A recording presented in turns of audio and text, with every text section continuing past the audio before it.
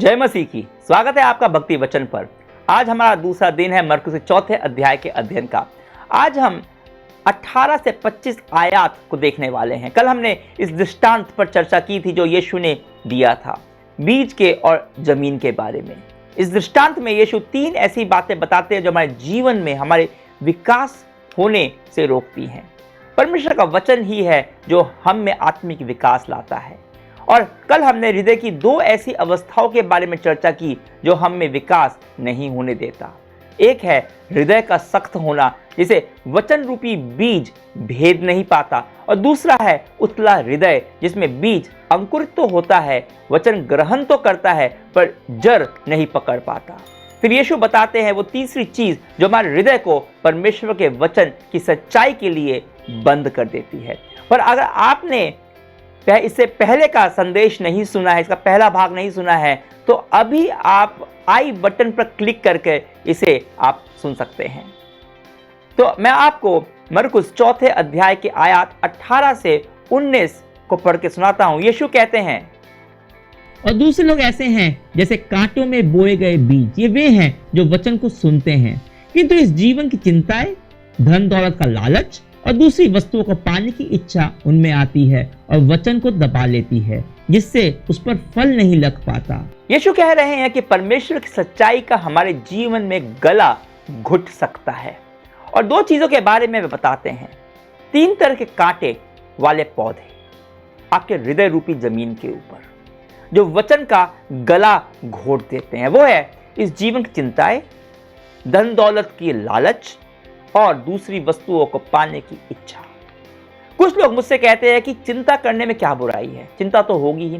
चिंता ही तो है जो मेरे को काम खत्म करने में मदद करती है। चिंता ना करूं तो मस्त हो जाऊंगा और कुछ करूंगा ही नहीं। मैं बताता हूं क्या करती है चिंता। चिंता आपको आगे बढ़ने से रोकती है। वह आपका ध्यान उस पर रखती है कि आप क्या कर सकते हो, पर आपको यह देखने से रोकती है कि किसी भी स्थिति के अंदर परमेश्वर क्या कर सकता है, या वे क्या कर सकते हैं, वे क्या चाहते हैं कि आप ऐसी परिस्थिति में करें। चिंता करके हो सकता है कि आप ज्यादा हासिल कर भी लो, पर वह आपका आत्मिक विकास होने नहीं देती। वो कांटे की तरह है। जब आप चिंता करते हो तो बस यही सोचते हो, हाय क्या होगा, हाय क्या होगा, हाय क्या होगा, मेरे को कुछ करना पड़ेगा, मेरे को कुछ करना पड़ेगा। वह आपको परमेश्वर की वचन की तरफ ध्यान नहीं देने देती। चिंता का विकल्प है प्रार्थना। चिंता ना करके, खुद पर निर्भर ना होकर मैं परिस्थिति के बारे में प्रार्थना कर सकता हूं, परमेश्वर पर निर्भर रह सकता हूं। तो जीवन की चिंता परमेश्वर की सच्चाई को दबा देती है। और दूसरी चीज जो यीशु कहते हैं जो परमेश्वर के वचन का गला घोट देती है, वह है धन दौलत का लालच और दूसरी वस्तुओं को पाने की इच्छा। परमेश्वर ने मेरे को बनाया है ताकि मैं उसके लिए जीऊं। उसकी सबसे बड़ी लालसा मेरे लिए है, पर मेरे जीवन में कुछ निचले स्तर की इच्छाएं हैं, लालसाएं हैं, जो मुझे लगता है कि मुझे जल्दी से खुशी दे सकती हैं। हो सकता है इन लालसा की पूर्ति थोड़ी देर के लिए मुझे खुशी दे भी दे, पर परमेश्वर जो मेरे में करना चाहते हैं वो इस क्षण भंगुर खुशी से बहुत अधिक महान, बहुत अधिक गहरा है। तो ऐसी दूसरी वस्तुओं की इच्छा के पीछे भागने से बेहतर है मैं सेवा करने की इच्छा रखूं, परमेश्वर की, औरों की, और देखूं कि परमेश्वर दूसरों के जीवन में क्या कर सकते हैं, मेरे जीवन में परमेश्वर क्या कर सकते हैं। और यीशु एक और बात बताते हैं, वो है लालच, धन का लालच। धन एक ऐसी चीज है जो बहुत आसानी से परमेश्वर का स्थान ले लेता है। धन का लालच वो है जो परमेश्वर के वचन को गला घोट देता है, दबा देता है, उसे बढ़ने नहीं देता। धन का लालच एक धोखा है। आप अगर धनी हो रहे हो, अगर आपके पास बहुत सारा पैसा, तो याद रखिए कि आपका सिर्फ बैंक बैलेंस बढ़ रहा है, आप बैंक में खाता की बढ़ोतरी हो रही है, आपके जीवन में कोई बढ़ोतरी, कोई उन्नति नहीं हो रही। और शैतान चाहता है कि आप इस धोखे में रहें, कि आपको लगे कि मैं उन्नति कर रहा हूं जीवन में बहुत, जबकि आपका सिर्फ बैंक बैलेंस ही बढ़ रहा है, आप नहीं। लोग सोचेंगे कि आप बहुत सफल हैं, पर परमेश्वर की नजरों में देखिए, परमेश्वर चाहता है आपका चरित्र निर्माण करना, आपको यीशु जैसा बनाना। वचन यही काम करता है। वह आपके जीवन की दिशा को बदलता है। वह चाहता है कि आपका हृदय एक सेवक की भांति हो जाए। वह चाहता है आप एक शांति के दूत हों, प्रेम के, आनंद के व्यक्ति हों। पर यह अन्य आकर्षण या फिर कहूं विकर्षण, डिस्ट्रैक्शंस ऐसा होने से रोकते हैं। यह वो कांटों भरी झाड़ है जो आपके हृदय की भूमि पर है, जो परमेश्वर के वचन को आत्मिक उन्नति लाता है, उसे दबा देती है, बढ़ने नहीं देती, आपकी उन्नति का गला घोट देती है। तो यह है 3 चीजें जो आपको विश्वास में बढ़ने नहीं देती। जीवन के निकर्षण जो हृदय में कांटों की भांति हैं, हृदय का उथलापन जिसके वजह से हृदय में जड़ नहीं पकड़ पाती, वचन जड़ नहीं पकड़ पाता, और हृदय की कठोरता, पूरी तरह से आपका हृदय इतना कठोर है कि परमेश्वर के वचन की तरफ से उदासीन है। तो कैसा हृदय विकास के लिए होना चाहिए? आत्मिक उन्नति के लिए उपयुक्त हृदय कैसा है? तो खैर यीशु 3 बातें बताते हैं जो आपको उन्नति के पथ पर अग्रसर करेगी। 20 आयत में यीशु कहते हैं, और कुछ लोग उस बीज के समान है जो अच्छी धरती पर बोया गया है। ये वे हैं जो वचन को सुनते हैं और ग्रहण करते हैं। इन पर फल लगता है, कहीं 30 गुना, कहीं 60 गुना, तो कहीं 100 गुने से भी अधिक। यीशु कह रहे हैं ऐसा होता है विकास, ऐसे होती है आत्मिक उन्नति। 3 बातें होती हैं जो विकास उत्पन्न करती है। एक, वचन का बीज कान में पड़ता है, दूसरा उसे ग्रहण करते हैं, और तीसरा वह फल देता है। और इस तरह से आपके आत्मिक जीवन में बढ़ोतरी होती है, आपके फल दिखाई देने लगते हैं। पर शुरुआत होती है परमेश्वर के वचन को सुनने से। जब मैं अपने दिल को परमेश्वर के मार्गदर्शन के लिए खुला रखता हूं, मैं मौके ढूंढता हूं जहां मैं उसका वचन सुन सकूं, कलीसिया में, बाइबल के अध्ययन के समूह में, या फिर जैसे अपनी अभी आप भक्ति वचन पर सुन रहे हैं परमेश्वर का वचन। पर यह केवल शुरुआत है, अंत नहीं है। हम ऐसे बहुत सारे लोगों को जानते हैं जिन्होंने वचन तो बहुत सुना है, पर उनके चरित्र में कोई भी खास असर नहीं पड़ा, उनके जीवन में बढ़ोतरी नहीं दिखती, परिवर्तन नहीं दिखता, उनके जीवन और व्यवहार में यीशु की झलक दिखाई नहीं पड़ती। वचन सुने बिना मेरा विकास नहीं हो सकता। इसे वचन सुनना जरूरी है, पर वचन सुनकर क्या मैं रुक नहीं सकता? मेरे को वचन को हृदय में ग्रहण भी करना होगा, और वचन को ग्रहण करना ही कुंजी है आत्मिक उन्नति और विकास की। जो हमने पहले 3 तरह के हृदय देखे, उस पे भी बीज पड़ता तो है, वचन पड़ता तो है, पर वो मिट्टी के अंदर ठीक से जा नहीं पाता। उसको कैसे मैं अपने हृदय में ग्रहण करूंगा?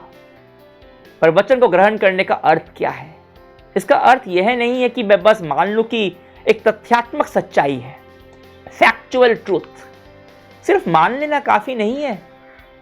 ग्रहण करने का मतलब है कि मैं कुछ निर्णय लेता हूं, इसके बारे में कुछ करता हूं जो परमेश्वर बता रहे हैं। मान लीजिए आप वचन से प्रचार सुनते हैं और आपको वचन में कहा कि क्षमा करना चाहिए, क्षमा के बारे में आपको बताया गया। अगर आप इतना कह के सोच ले कि हाँ क्षमा करना तो बहुत ही आवश्यक है, हाँ बिल्कुल सही कहा प्रचारक ने, और यह कह के आप रुक जाते हैं, तो आप वचन को ग्रहण नहीं कर रहे हैं। पर अगर आप सोचने लगते हैं कि उन सब लोगों के बारे में जिन्होंने आपको कष्ट पहुंचाया, आहत किया है, पर आपने अभी तक उनको क्षमा नहीं किया, आप क्षमा कर नहीं पाए, और इसके लिए प्रार्थना करना शुरू करते हैं, कहते हैं हे पिता प्रभु मेरी मदद कर उन्हें क्षमा करने के लिए। आप निर्णय लेते हैं क्षमा करने का, तो अब आपने वचन को ग्रहण किया है। आप केवल वचन सुनते ही नहीं है, तो उस वचन को लेकर कुछ करते हैं, और इस तरह से हम वचन को ग्रहण करते हैं, उसके बारे में कुछ कर। अभी जो आप सुन रहे हैं आत्मिक विकास के बारे में, उसको लेकर आप क्या करेंगे? आपको क्या लगता है कि परमेश्वर आपसे क्या बोल रहे हैं? हो सकता है आपको परमेश्वर आपसे कह रहे हैं कि आपको प्रार्थना में अधिक समय बिताना चाहिए, या हो सकता है कि आपकी आवश्यकता है कि आप ज्यादा वचन पढ़ें या सुने, या दूसरे विश्वासियों से आप सहभागिता करें। पर जिस दिन आप ये करने लगेंगे, तो आपका विकास और उन्नति के विषय में इस वचन को आप ग्रहण कर लेंगे, आप आगे बढ़ेंगे। और फिर यीशु कहते हैं कि आप में फल लगेंगे। यीशु कहते हैं 30 गुना, 60 गुना, 100 गुना से भी अधिक फल लगेंगे। क्या है ये फल? ये आपका चरित्र, आपका व्यवहार। ऐसा व्यक्तित्व जिसमें लोगों को यीशु दिखाई देता है। आपका काम सिर्फ एक है, ग्रहण करना, उसके बाद फल लाना तो परमेश्वर का काम है। तो आप वचन को सुनते हो, उसे ग्रहण करते हो, उसके बारे में कुछ करते हो और परमेश्वर उसमें फल लेकर आता है कई गुना। पर यह केवल शुरुआत है। इसके बाद जो ये यीशु बताते हैं उन्नति के बारे में, उसको समझना जरूरी है। 21 और 22 आयत में यीशु कहते हैं, फिर उसने उनसे कहा, क्या किसी दिए को कभी इसलिए लाया जाता है कि उसे किसी बर्तन के या बिस्तर के नीचे रख दिया जाए? क्या इसे दीवट के ऊपर रखने के लिए नहीं लाया जाता? तो ये कुछ भी ऐसा गुप्त नहीं है जो प्रकट नहीं होगा, और कोई रहस्य ऐसा नहीं है जो प्रकाश में नहीं आएगा।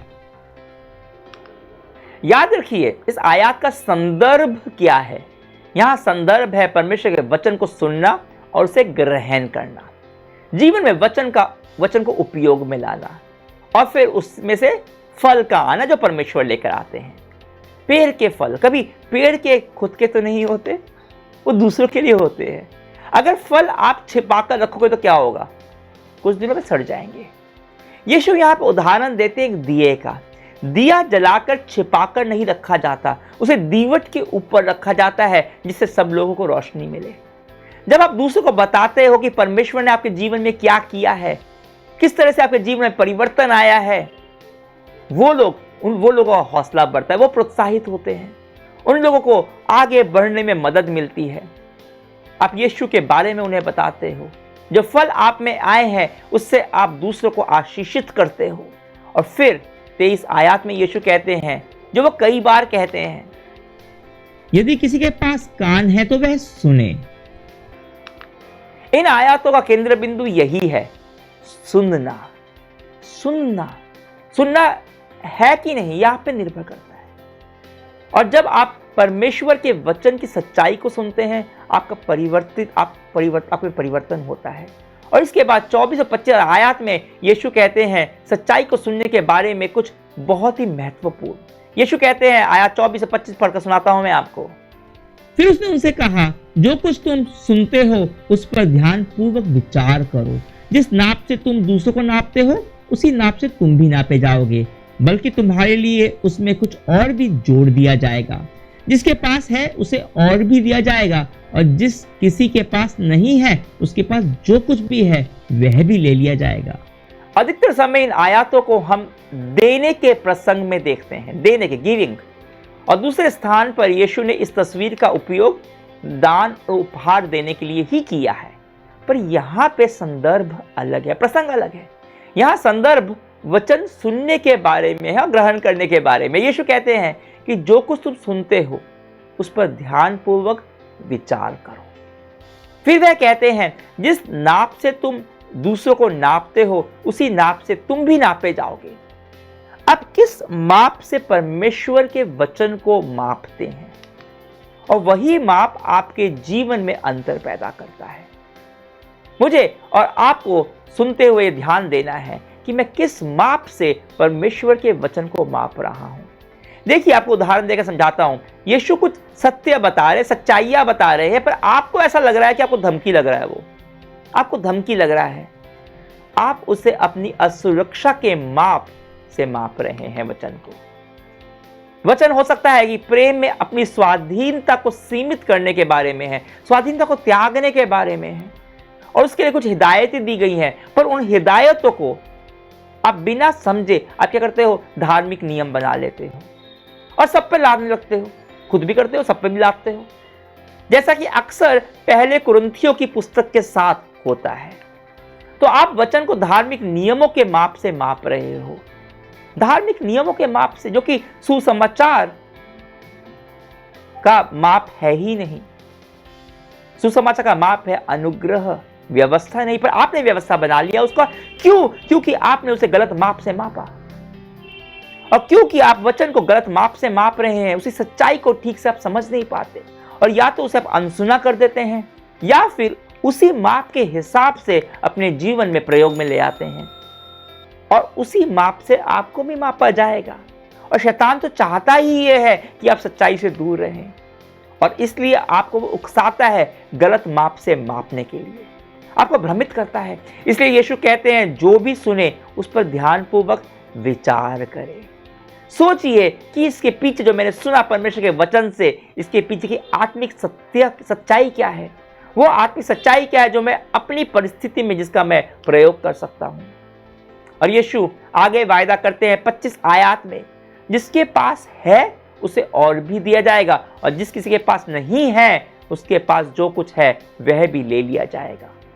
जब आप वचन की सच्चाई को के सहारे उन्नति करते हो, आपके फल आते हैं, आप अधिक उन्नत जीवन जीने लगते हो यीशु मसीह में, तो आपकी उन्नति और ज्यादा बढ़ती है। पर अगर आप सच्चाई को नहीं समझते, तो सच्चाई को अगर आप समझेंगे नहीं तो जाहिर सी बात है उसको आप गलत तरह से उपयोग करेंगे, तो उपयोग करेंगे ही नहीं। तो क्या होता है, जो भी रहा सहा आपके पास है वो भी आपके पास से चला जाता है। तो आइए कुछ क्षण हम प्रभु से बात करते हैं। यीशु तू सत्य है, तू सच्चाई है, और तू ही मार्ग है, तू जीवन है। मेरी मदद कर जीवन में सत्य को सुनने में और समझने में। मैं सत्य को अपने स्वार्थ, अपने अहंकार, अपने धार्मिक पूर्वाग्रहों के मापदंड से ना तौलूं, परंतु तेरी धार्मिकता, तेरे प्रेम और अनुग्रह, तेरी दया के माप से तोलूं। यीशु, जो तूने हमारे लिए किया है वह दिखता है कि तू मुझसे कितना प्रेम करता है। तेरे साथ मुझे भयभीत न करें, पर मेरे जीवन में काम करे। मेरा हृदय नरम भूमि की तरह हो जाए, जो वचन सुनता ही नहीं है, समझता ही नहीं है, पर उसे ग्रहण करता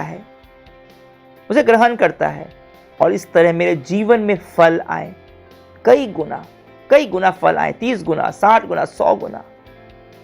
तेरे प्रेम के और शांति के, तेरे आनंद के, तेरे विश्वास के, तेरे अच्छाई के, तेरे नियंत्रण के फल आए। यीशु, तेरे नाम से प्रार्थना करता हूं, आमीन। कल हमसे जुड़िएगा, एक और दृष्टांत के साथ हम वापस मिलेंगे, जहां यीशु से हम और अधिक आत्मिक उन्नति और विकास के बारे में कुछ सीखेंगे। तब तक के लिए आज्ञा दीजिए। परमेश्वर की महिमा हो।